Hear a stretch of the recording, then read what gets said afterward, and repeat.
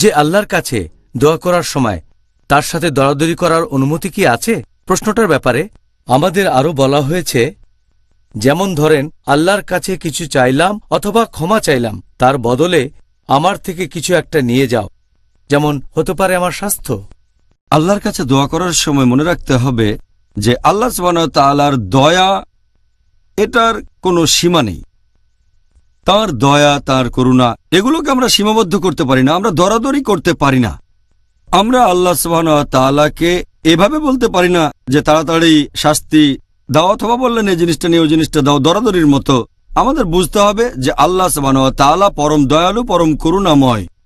আল্লাহ পবিত্র কোরআনে বলেছেন সূরা গাফির অধ্যায় নম্বর 40 আয়াত নম্বর 60, তোমরা আমাকে ডাকো, আমি তোমাদের ডাকে সাড়া দেব।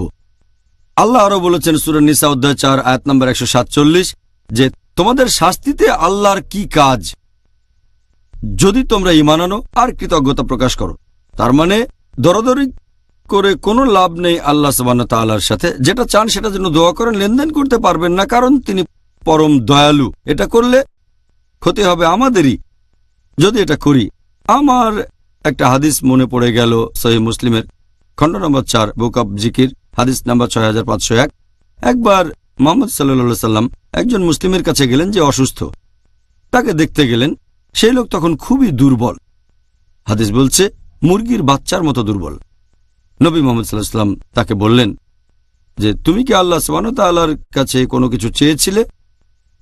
লোকটা বলল, হ্যাঁ, আমি আল্লাহ তাআলার কাছে দোয়া করেছি যে আমাকে তাড়াতাড়ি করে শাস্তি দাও, যে শাস্তিটা পেতাম আখিরাতে সেটা এই দুনিয়াতে দিয়ে দাও। তখন আল্লাহর রাসূল বললেন যে আল্লাহ তাআলার দেয়া শাস্তি সহ্য করার ক্ষমতা তোমার নেই, তোমার আসলে বলা উচিত ছিল রব্বানা আতিনা ফিদ দুনিয়া হাসনাতাও ওয়া ফিল আখিরাতি হাসনাতাও ওয়া কিনা আযাবান নার। এই দোয়াটা আগেও বলেছি যে হে প্রতিপালক, আমাদের কল্যাণ দাও এই দুনিয়াতে আর আখিরাতে, আর আমাদের দোজখের আগুন থেকে রক্ষা করো। সূরা বাকারা অধ্যায় নম্বর 2 আয়াত নম্বর 201। তারপর নবী সাল্লাল্লাহু আলাইহি সাল্লাম তার জন্য দোয়া করলেন, এরপরে সেই লোক সুস্থ হয়ে উঠল।